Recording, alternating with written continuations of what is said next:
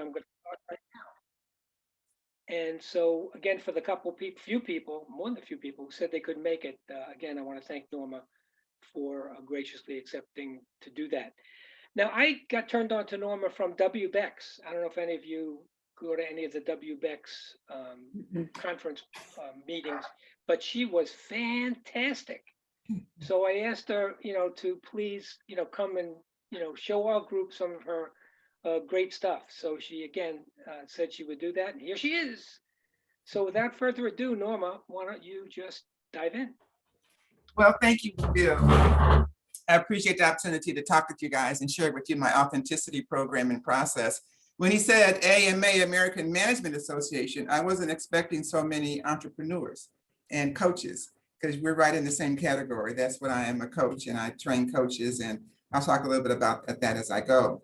But I was invited by WBEX. I've been one of the, and WBEX is the World Business and Executive Coaches Summit, and they've been around for a long time.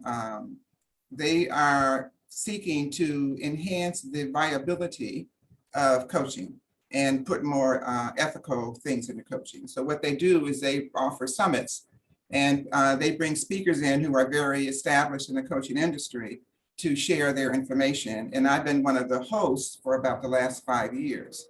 And they had a competition last year where they asked people who were not the speakers that they were inviting, if they had a program they wanted to share, they could apply to be one of 8 people who were selected to share their program with the 186,000 membership. And I applied and I was selected. And not only was I selected, I was one of the 2 top scoring when they scored. And so we had a chance to also present at their pre-summit, which just happened in June. And I also had an opportunity when George Floyd situation occurred and Black Lives Matter became an issue. WBEX sent out an email to their entire list saying they supported Black Lives Matter. And I asked them, well, what are you going to do about it? And they said they had no idea, and asked me, what did I want to do about it? So they allowed me to give an unconscious bias panel where I brought in 4 other African-American mature coaches, and we shared information on perspective on unconscious bias. And actually the experience with WBEX has really caused me to grow quite a bit in the work that I did. The grid that you see behind me is what I'm going to be talking about today. And it started when I was 28 years old, and I realized I had done everything my parents had said do. I had the husband, we had cars, we had a house on a hill, we had, all the wonderful things they say makes life wonderful, and I was miserable. And I was miserable because I realized I wasn't me. I was the person my mother thought I was supposed to be. And that started me on a quest, on a journey to understand, well, who am I? And I didn't know it would take me 30 years, but I spent 30 years studying human nature from personal, professional, and spiritual perspectives. In the process, I became a professional speaker as well. I owned a speakers bureau. I was the first Black woman to own a bureau for Black speakers. And Dan, I know a lot about NSA. I've been there a few times back when I was in that career, haven't been in a while though. So I now combine the work with my speaking and then with my 30 years of research. When I finished the research, I had written 9 books about what I had discovered.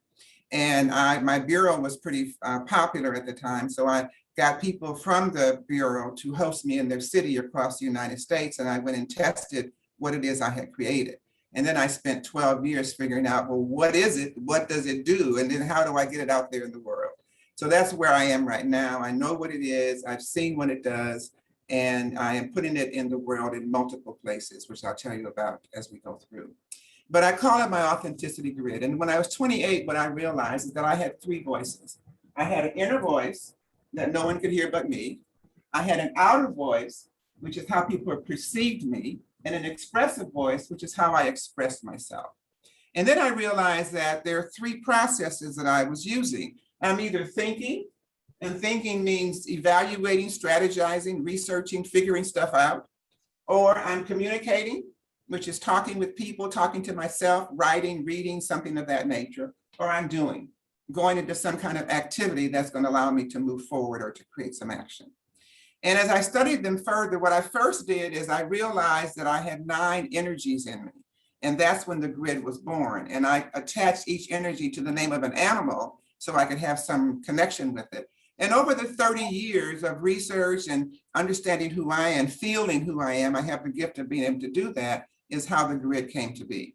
And now I share it again in multiple ways. So then the way that you see it here is the original way, which has to do with you as a person, me as a person, understanding yourself on a deeper level. What it gives you is more self-awareness. It gives you more confidence and clarity about what your life is about. And it gives you more courage to be that. And there's assessments associated with it. I have an online school, and I have a number of processes and programs and training programs that are a part of it. But let's talk about each of the individual dimensions and let me get you an understanding of what the dimensions actually mean. So the first one is intuition, and that's inner voice think. Everything on the think line are things you were born with. When you were born, you were given six senses. 5 that we recognize, and the 6th one that, you know, I think all of you recognize, but it's called wooey wooey in some languages. But it is very valuable. But when your intuition is really your 6th sense. So a lot of people don't really connect with their intuition or don't really understand how important it is. When I taught in China for 2 months and I taught college students, they said they knew they had it, but they didn't know how important it was. And as they learned the importance of it, they began to explore and expand and evolve in terms of who they are and what they can be. What I tell people who don't understand intuition that much is to listen to yourself when you say 3 things to yourself that you ask yourself every day. Every day you ask yourself, what time is it? What am I going to wear? What am I going to eat? You're usually on time for things. You don't go around starved, and you don't leave the house without clothes on. So if you think about how you answer yourself, you have a sense to know how your voice speaks to you. So maybe you answer in a whisper in your mind. Maybe it's a thought. Maybe it's a feeling. Maybe something in your gut. Maybe your blood boils. You know, how does it work for you? So that is a clue for how your intuition speaks to you. And I always encourage people to connect with that, because authenticity begins in your inner voice.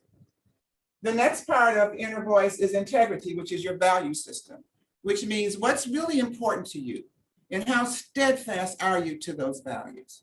Some people have values, but they give them up in a heartbeat. And values, I think, is so critical. It's the one thing I think that makes us human. But unfortunately, I've been looking for decades to find one value that as human beings, we all appreciate and respect. I haven't been able to find one yet. So if you have one in mind, let me know. Because I think that's one of the challenges that we have in the world, is that we don't have common values and we're all going in different directions.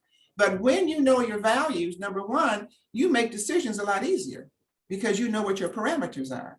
And then you're just more clear. And when people talk about your friends, I bet your friends share your values.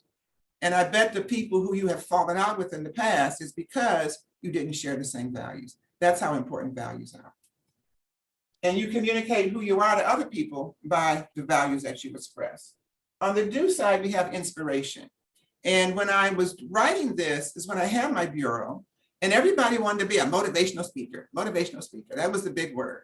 And I would always say to them, what about a little deeper? What about an inspirational speaker or a transformational speaker? Because motivation is the outside coming in. Inspiration is the inside going out.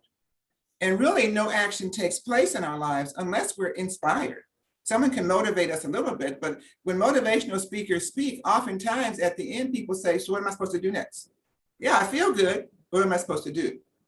Well, but take it a little deeper. Not all of them are like that, but many speakers, leave you feeling that way. But inspiration is the difference of what's driving you, what's really pushing you forward, and how do you align with that and connect with that to really be your authentic self. And the way the inner voice works, it works so quickly. A thought comes to your mind, you filter it through your value system. If it fits your system, you're inspired to move on it. If it doesn't fit your system, you throw it out. And we do it so fast all the time. So knowing your values is so critical, because since all this happens fast, you can make better decisions if you're clear on your values and what they are. So that's basically the inner voice. Let me ask if there are any questions at this point before I go. Yes. Oh, no, yes. All right.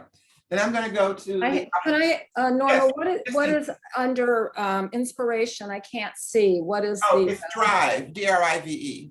drive? Okay, Drive. Yes, what drives you? Yes, thank you. you're welcome.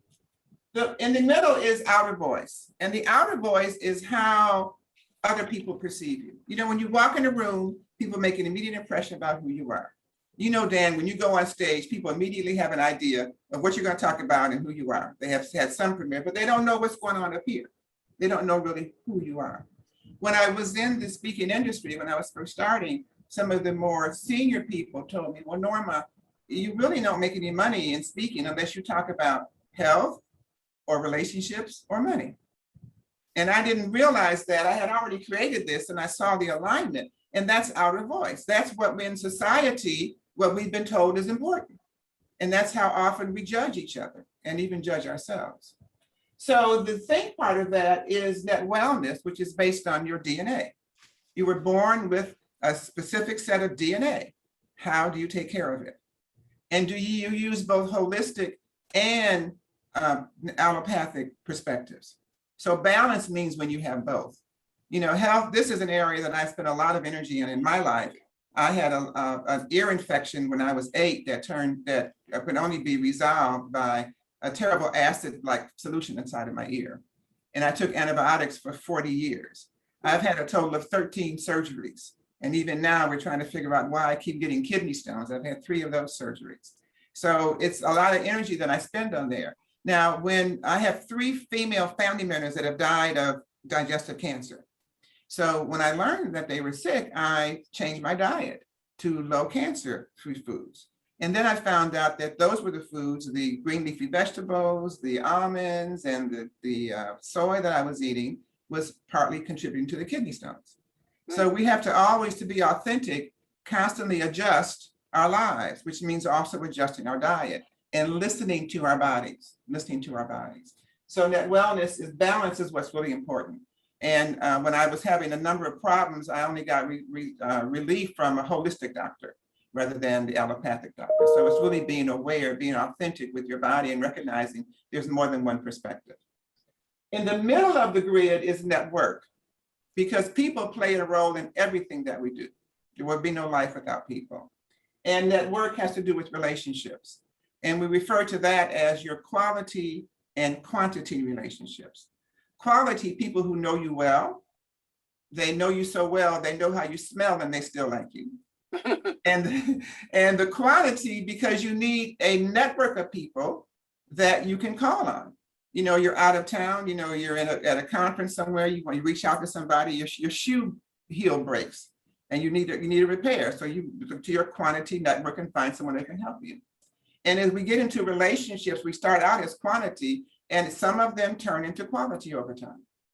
But knowing the difference between them and having the right quantity and quality in your life is important to help you stay authentic. Your quality network helps you to look at your own authenticity and make sure you don't get too off balance. And then the final one in the outer voice is net wealth. And net wealth is, the word is abundance.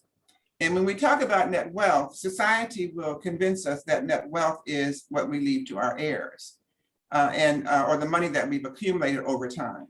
And what we talk about in authenticity is that net wealth is abundance and joy. Having been the owner of a speaker bureau, I met a lot of speakers who were very well known and very wealthy. But when you got to know them, you found that they were not very happy.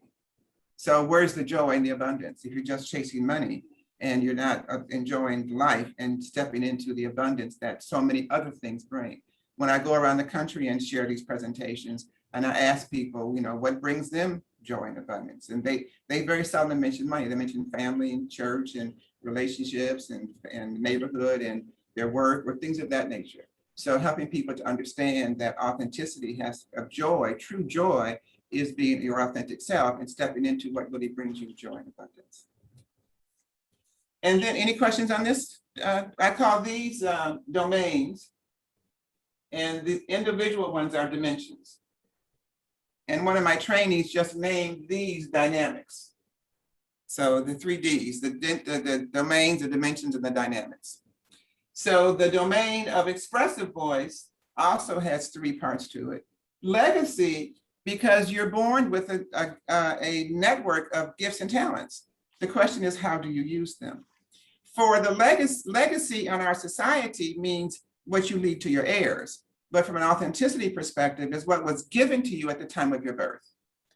And we talk about three different gifts and talents. One is your spiritual gifts, and those fall into either speaking, signifying, or serving gifts. And you can research that considerably.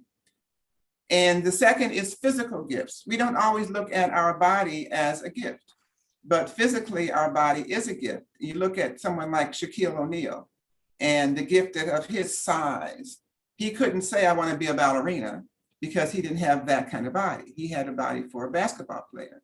Likewise, Gabby Douglas couldn't have said, I want to be a basketball player at 4 foot something. She's a gymnast. So your body says a lot. And do you know that the number of youth that get plastic surgery is over 300% increase every 10 years? And a lot of that has to do with ears and nose and eyes and things of that nature that they get teased on. But what a shame for children to get into their value system. And it's okay to change a body part because you don't like it, because that begins to be the values that you grow up with. But the gifts and talents are given to, the gifts of your body is given to you for a reason. I focus a lot in the legacy on what I call wisdom gifts. And that's based on the work of Dr. Howard Gardner. Dr. Howard Gardner, about 50 years ago, identified what he calls the multiple gifts of intelligence theory. And what he realized is that teachers were teaching all the same way, and they weren't acknowledging the different ways that students learn. And he identified 9 different ways that students learn, and I refer to them as 9 ways that we function, because we function from our gifts. And I mentioned them to you briefly, and you're welcome to look it up, Howard Gardner's work. And when I do my longer trainings on this, I have suggested people that whatever your top 3 gifts are the gifts you should be using in your every day-to-day work. If you're not doing that, you probably are not very happy. Or if you're not at least using your 3 gifts or one of your 3 gifts after work in your playtime, you're probably really not happy. And so that's an adjustment you might need to make. So just to briefly tell you what they are, one is verbal/linguistic, which has to do with words, whether they're spoken, written. Then there's visual/spatial, which has to do with vividness of color, vividness of life perspective. Artists are visual, draftsmen, jigsaw puzzles, visual spatial. Bodily/kinesthetic, people that move around a lot. They refer to a lot of students these days as ADD, and really they're very bodily kinesthetic oriented, and that's moving and touching. Mathematical/logical, that's not just numbers, it's also problem solving and seeing the big picture. There's naturalistic, learning from being outside. There's musical, and that's kind of self-obvious. Interpersonal, people that like being around other people. Intrapersonal, people who like to be by themselves. And the 9th one is existential. Now, when I wrote this about 20 years ago, existential was not included in Dr. Gardner's 9 gifts. But now there are more children coming out. There's more focus on energy in the world, and existential, some call the wooey perspective. But that is a valid way that many people see the world and live, and it is a gift by which people learn a lot. But I encourage you to go look for more information about that if you're interested in that work. The next one on expressive is likability. Now, this is the one that actually gave me the most challenge, because I didn't have as much definition for it. As a matter of fact, I called it personality, and I had a student in one of my classes about 2 years ago who said, I'm an introvert, so personality likability doesn't work for me. So we've been talking about it with my group, and we've talked about empathy as being more the word we're talking there. And it really has to do with your ability to connect with other people. So, and which may be expressed in your personality, but it's felt in your empathy that you have with other people. But it's an important part. Another person, in fact, on one of the WBEX that I did, said it's how people feel about you when you leave a room. And that that's what likability is. So a lot of different versions. So I'm always welcome anyone's opinion and thoughts on that. I would be happy to listen to. And then the very last one is lifestyle. And the word under there is habits. And it has to do with your day-to-day activities. Day-to-day, what do you do? And it's not just, do you push the alarm clock, for snooze when it comes up, but how do you drive home? I live in LA and I'm driving home one day. I work at home and I'm driving from Santa Monica to LA in rush hour traffic. And I'm on a street called Pico. And I counted 5 lights before the light turned green. So every block was 5 lights. And I don't play that. That's not my choice of how I like it. Some people are fine, they may have their earphones on, whatever. But I realized I could just make a slight tweak. I could make a right turn and a left turn and keep going that way. And eventually I'd be home. It'd be more scenic and I'd be moving all the time. And that suits more for my bodily kinesthetic type energy and my curiosity of different things. So that just kept me in a more joyful and authentic frame of mind. So looking at your habits and if your habits adjust and support your lifestyle is really important. And the thing that I recommend with the grid is to find one thing in one dimension to tweak. Transformation comes one step at a time. And what the grid allows you to do is look at your life in a different way. Some of the coaches that I've talked to after my presentations say that what they like about the grid so much is that it gives a more holistic approach versus the single focus that they may have on their particular item. And they can see how it's all aligned together. Now, I've been testing this grid for, oh my gosh, just about 20 years now. And one of the things that I've learned about it is there's an assessment that goes with it. And when you do the assessment, it helps you see whether your dynamic is more a thinker, a communicator, or a doer. And if you're more of a thinker, especially if you're a thinker who's an inner voice person, if your highest scores are here and here, then you're not going to find a lot of success in life unless you have some doers on your team. Some people say, well, I got to be the doer. My suggestion is don't try to be what you're not. Just bring on your team people who have the skills that you don't have. So I'm very much an inner voice thinker. And I finally realized that I'm not the doer. I can make great ideas and I can start marketing, and after 3 days, I'm bored. So I need someone who really gets a kick out of marketing. Otherwise, I'm not going to have much success. And likewise, on the other way, if you're a strong doer, you need some thinkers on your team who can help you plan and strategize. Another thing that I learned is that if you feel vulnerable in one of the dimensions, you can strengthen a adjacent dimension, which will strengthen your vulnerability. So I was in Barbados about 5 years ago. And when I got back, my host was not happy with me. And I really had a hard time figuring out what he was saying. But as I looked at my grid as my own self-coaching diagnostic tool, I realized my likability wasn't showing as much. I was having a few challenges in my business, and I guess it was showing more than what I intended it for it to do. But what I learned is that I can change an adjacent dimension. I can tweak something in one of those 3. So I asked myself, well, Norma, are you really living in your gifts and talents? And I wasn't speaking as much as I need to speak. I said, no. So I started speaking more. And I said, well, what about your network? I said, I'm tired of my network. So I decided, I made a conscious decision to join 3 different groups, 1 social and 2 professional. And that made a big difference. And then I asked myself, are my habits really supporting my lifestyle? And I identified some things I could change. And all of a sudden, my personality, my empathy, my compassion, my caring, all of those little subtle things really picked up. So that's how the grid was designed. And it is based on energy. Since I have completed this and done so much research on it and understand the energy that's related to it, I have modified the grid. I now have a dignity grid. When I did the unconscious bias program for WBEX last August, I had such great response and interest, I realized that I could modify my grid to address the dignity. And so the words are different, but the energy is the same. I also have one for engagement. I have a book called about engagement with authentic leadership, and that fit very much together. And just Tuesday of this week, 2 days ago, I gave my first webinar on my sales management grid. And I'm sorry, it was last week, and I gave my first class yesterday on my sales management grid, and that was really well received. And I call it energize your sales, because put the energy, because so much change has occurred because of COVID, we have to do sales a little differently. So it's a universal tool. And I also have one that I use for organizations to look at the culture and help to strengthen that. And I'm on a roll. I'm just on a roll developing things because all the people that I've trained in the past are starting to take over the programs that I've been doing. So it's a really exciting and important time. I was just delighted that WBEX gave me the opportunity to share this and that Bill followed up and I could share with you. So what questions do you have? I'm going to sit down and let you look at the grid. Tell me, get out the grid so we can look at it. So yes, Dan. So you have a book or other places we could read about this more? Yes, Website. normalhollis.com is my website. Okay.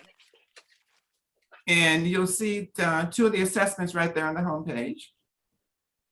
And you'll see my programs and my books, and you'll see all of that on there, on the pages. And I also invite you, if you want to know more, I'd be delighted to have a conversation with you. If you just go to meetwithnorma.com, you can, that's my online calendar. Right, I put it in the chat. So Thank you, Bill. Yep, you can click on that. And I'd be happy to have a conversation and tell you more. And the programs I have and just whatever. Yes, Dan. Yeah, you're making me think of the Johari window, Say again, please. the Johari window and blind spots.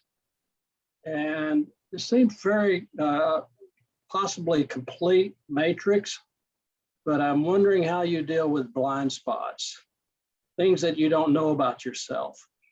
Well, the way I deal with that is when I do the assessment with people, I look at where their lowest score is, what dimension is their lowest score. And I ask them why they gave them that score. And that opens the conversation. And then I look at how I can combine that low score with whatever other low scores they have, or how I can have them look at that in combination with their strength to help balance them out. And just through the conversation, it reveals itself.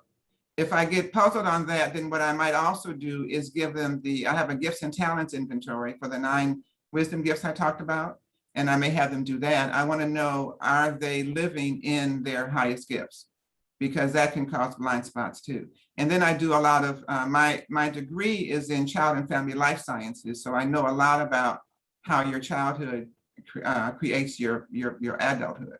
And when I had the Bureau and I had speakers that talked about their childhood and what happened to them later, it really gave me a great understanding of that. So just through conversation and the learnings that I've had over the years. And then I also have workbooks that I call inventories for each of those 9 dimensions.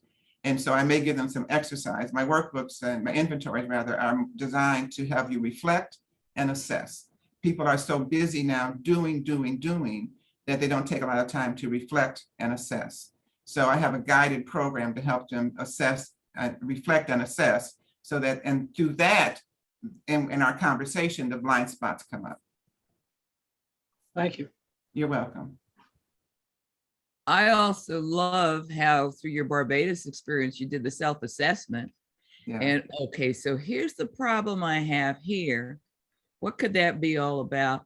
And the fact that you give us the, adjoining, and we're calling those the adjoining dimensions to see, okay, what could I do to make this one work better? Right. I love that. Yeah. Thank you. I loved it too when I figured it out. Like, oh, this is how this works.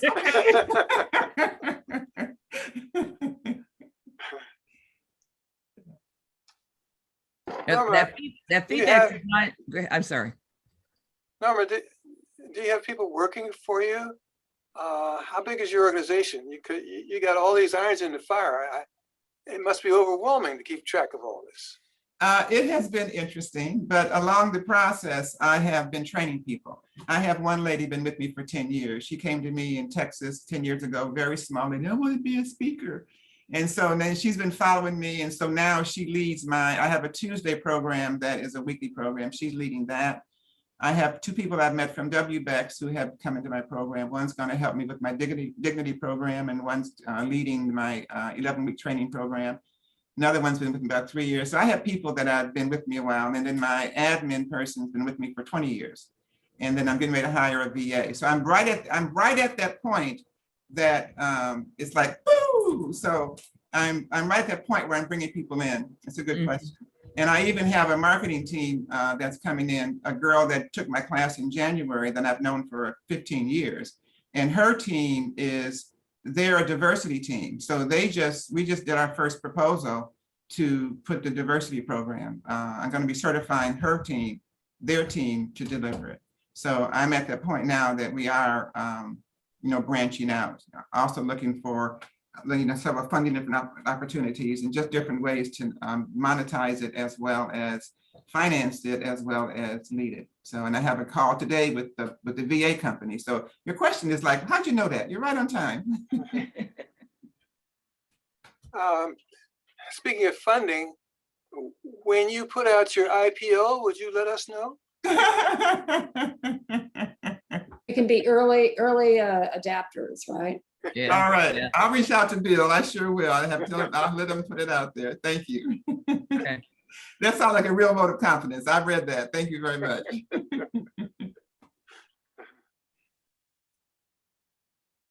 Well, I hope you could see why I'm so excited about bringing Norma here. I mean, Oh, yeah. our stuff is really great.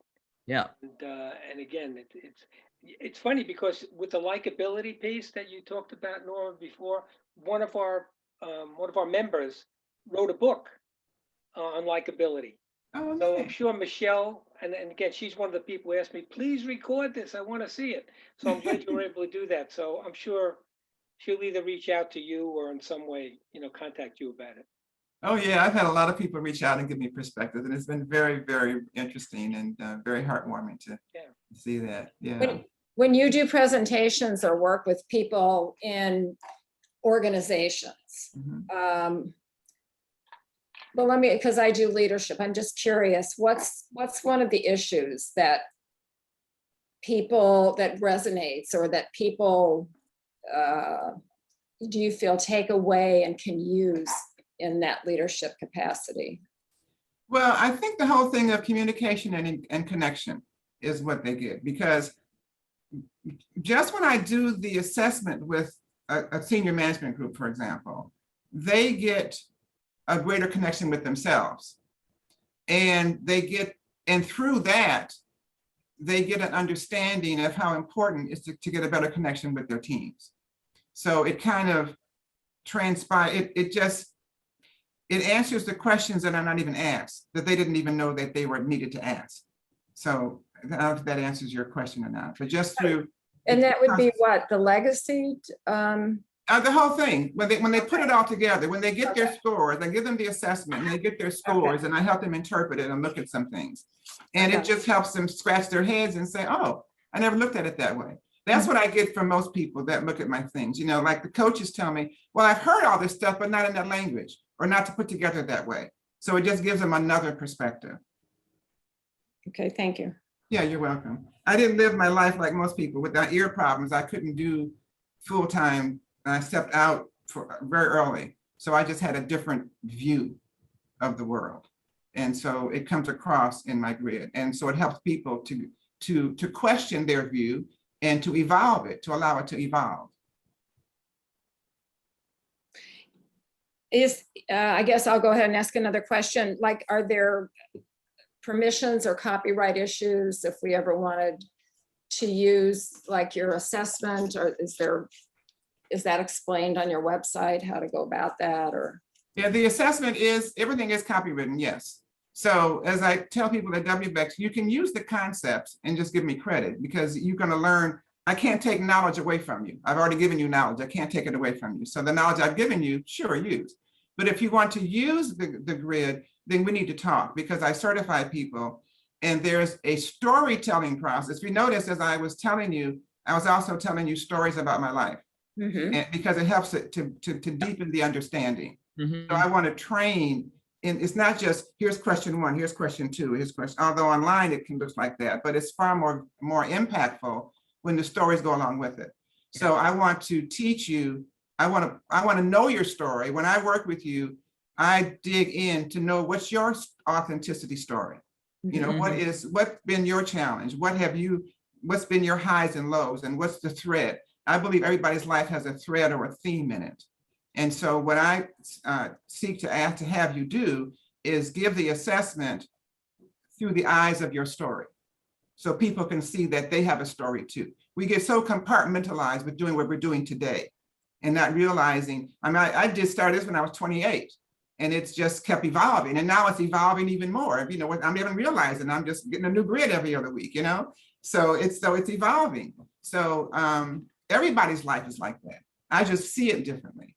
So that to me is what it's about. So I want to certify you to understand the deeper nuances. And I certify people either as a speaker, facilitator to give it, or as a coach to use it in your coaching practice. Okay. Thank you. You're welcome. Other questions? Other Yeah, questions? great questions. Yeah. And again, I invite you to have a conversation. I love to talk about, I love my work. So it's Right. my life's work. So We if you got have a- that. Meet with Norm. What'd you say, Pam? I said, we got that. Okay, I can't hide it, huh? Yeah. And again, I did the meet with Norma, and that's how she's here. But it's worth it just to have that wonderful time to talk with her. No Yeah. doubt about it. Thank you. Okay, Yeah, does that's anyone understand our AMA affiliation, that we're all by and large speakers, have been speakers with AMA over the decades? I did not know that. I thought it was the traditional AMA, American Management Association, that I've known about 30 years ago. Or Yeah, 20. that is, That's what is we one. all have been speakers with, or are still speakers with, over umpteen years or decades as well. Oh, interesting. No, I didn't realize that. I didn't realize that. I think that's the connection among, right? How Bill reached out to us for the group. When I right? heard what you all said about what you do, I said, oh, connected. I mean, everyone. So yes, I see that. Yeah. So now when I work with speakers, I help them to connect more with their authentic story. Mhm. Because a lot of speakers, when I have my bureau, I created a system. What I found out with speakers is that they start marketing themselves before they know what they're speaking about. And they waste a lot of money that way. So I have a system called the Rapid Speaking System that I coach people on. The R is for, I teach people to have an acronym. So I teach by my acronym, which is the word RAPIDS in the Rapid Speaking System, where the R stands for what's your real message. So who's the authentic you? What's the real message? The A is who's your audience, who's your target market. The P is what's your presentation style. You know, you have so many choices now. Everything is not on stage and not keynote. There's so many choices now. So what's most authentic for you? What's your income? Income has two parts. What's your speaking fee and what's your product? And I highly encourage speakers to get product because speaking fees you can't always reach and it's hard to make a living on that. And then the D is distribution, which is your marketing, online and offline. And S is for your systems, which help you become more automated. So those are the elements that I found, and in the order that I think finds most success. So you're not doing marketing before. I mean, the message is the most important. The R, who's the real you, is the most important and takes the longest time to know. But once you know that, then you build on that. You don't build on that before you're confident about that, because then you're wasting money. You're doing marketing more than once, and marketing is expensive enough. Yeah. Great. Sounds worth following up on. I had not heard of W. Beck. Is there a website? I haven't- WBECS.com. Yeah. It's World Business and Executive Coaches Summit.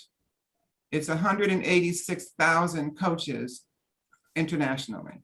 Okay, They have an annual summit that you can listen to speakers almost every day. Well, I mean, almost every week, I should say, and sometimes twice a week. And they're coming from all different angles. A lot of very corporate coaches, a few not as corporate coaches. As a matter of fact, they're having a new showcase, and the two of us that were the highest vote received, highest scores, are going to be speaking on the 29th. They're having a thing for people that want to apply to be one of the speakers for the year coming up. So if you have an interest in that, then go on there and look for the July 29th Coach Showcase program. And it's going to be happening twice that day. thank you. and all of their pre-summit workshops are free. Right, the pre-summit's over. That goes in May. Yeah. But if you get on the list, you'll at least get notification of the free ones next year. And they're very good. They're 45 minutes, and they're, you know, it's the same people that pretty much that are on the full summit. And it's very interesting. I learned so much by being a coach host. I have to listen, and so that forces me to. I mean, that's when I learned that, oh, this is a big industry. Yeah, I need to do a little more in here. So yeah, so it's good. Yeah. So, anybody else going once? Yeah, how do you protect your intellectual property? When you say how, everything is trademarked. And I'm getting ready to start some licensing programs. So, and I'll have my attorney be telling me about that. I'm beginning to look at that. I mean, do you do licensing programs, Dan? I don't do them, but I'm familiar with them, and I was thinking that you would probably be licensing these people you're working with. Otherwise, they'll go off and be free agents. Right. Well, I keep them pretty close to me once they go through. I mean, some of them come in one class, they're gone, but the ones that are really into it.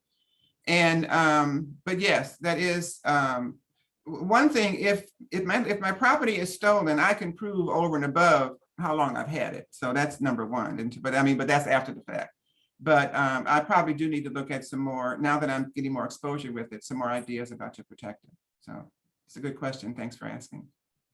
So you do mostly what, 1099s now? Yes, yes, yeah. But I'm looking at giving my company, giving it a new name, because right now it's just my name, but as I move it out in the world, I don't want it to be Norma's name. I want it to be a name of what it does and what it is. So we're getting ready to have a contest for that. But yeah, so the organization I've been building without knowing I was building it, I had surgery. I told you I had all these surgeries. I had one last month, and I was planning to spend 2 weeks thinking, because I knew I'd be down for 2 weeks. And that's when I said, well, you're done developing. It's time to put it in order. So that's what I've been really doing. Yeah. I mean, you realize, when you're in your stuff, you don't always see it that much. You just want to go on your path. That's what I've been doing. But like, okay, the path is done. You've done it. Okay, it's good. So let's go.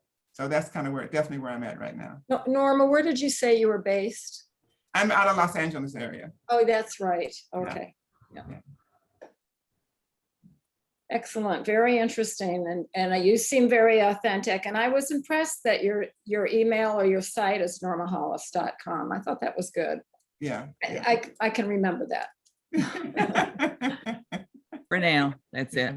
Yeah. But we have a lot of fun with it. So, I have a great group. We have a regular Tuesday call. And as a matter of fact, the girls on Tuesday say, this is my intellectual stimulation. I come to this every week. I have to have my intellectual stimulation. So, because we just have great, authentic conversations. And Are those your people who work for you, or those are clients? They were former clients who are now have been trained. They resonate with it. They get it. They can teach it. They can share it. Yes. Gotcha. Yeah. And I'm always a belief authentically, the more I can expand it, the more authentic it can be. So it's not just Norma. Norma was the foundation, but all the other things coming into it, really allows it to evolve as society evolves. And that's really, to me, what's important. I brought the foundation, but it's, I don't know where it's growing in front of my very eyes, so when I get all my people lined up and I get loose again, I don't know where it's going to grow next, but we're definitely going to grow with it. Yeah. Norma, I have a question. I love the grid. I'm just curious, like, who usually buys your courses? Like, do people publicly search for it? Like, how do they find it? I know you said marketing, but I'm just curious, like, if it's individuals or corporations or a mix, or. It's been mostly individuals that buy the program. That's pretty much how I have had it structured. People find me through my speaking, networking, and some people just go online and call me and say, I want you to coach me. I looked online, I found you. And so it just is a variety of ways. We're now beginning to jump into the corporate arena. I've never worked for corporate. I came from a nonprofit background and then started my own business, and I've been independent, pretty much all my life. So I'm not beholden to any perspective or any organization or anything. But we're getting into the corporate. One of my newest trainees has a strong corporate leadership background and resonated beautifully with the dignity. So I'm working with her to help lead that. And then the organization that I mentioned, the lady that took my training in January, her organization is emerging as my marketing arm for the Dignity Program. So, and I just got an email, a request today for a joint venture with another organization the organization that led me to do the sales, Energize Your Sales yesterday training. So I'm going to be talking with them about how they can help me grow that. I think the Energize Your Sales is going to be very, very popular because I give an assessment with it and people get to understand their sales energy. Because to me, sales is energy. So what energy are you sharing? So using the same grid, they can assess their own energy and therefore impact their sales and improve their sales scores. So it's that's what it is now, and it's growing. And on the individual, it's mainly coaches, speakers, and leaders. So leaders, managers, leaders. My book is called Blueprint for Engagement: Authentic Leadership, and it's a detailed explanation of the grid, including the assessment. And that was written more for a corporate audience to help them to understand it. With a corporate audience, I have I have 3 different grids that I would introduce to them as possibilities to use. And I've done that once, but again, we're building that program out now. So you just changed the name at the top there and call it diversity or dignity. But they also have different words. The energy is the same. So like on the corporate one, inner voice is the employee. And outer voice is the company, and expressive voice is the community. So you look at it a little differently. On the sales one, inner voice is set the tone. Outer voice is share the benefit, and expressive voices create alignment. So it's just different terms, same energy, different terms, and then different words. So I think through, like for intuition, on the sales one is listening. Are you listening verbally and non-verbally? And then you listen to yourself. So it's the 3 perspectives. So it's the same energy, just a different words to define it based on the purpose of the grid. Interesting. Yeah. I like that word. It's very interesting. Norma, I missed something and I want to capture it. You said the book Blueprint for Engagement is oriented towards leadership. Did I Yes, get that right? authentic leadership. Yes, Authentic leadership. yes. And you can find it on Amazon. Yes, okay. Mhm. Or you can go to your website and buy it. Yes. But the website still goes to Amazon though, because it's a publisher. That was the publisher that did that book. So they have all Okay. the publishing responsibilities. But it's my copyright. We want Has to it- keep coming back to you. Excuse me? I said we want to keep coming back to you. Please do. Thank you very much, Ms. Pam. Okay. Thank you.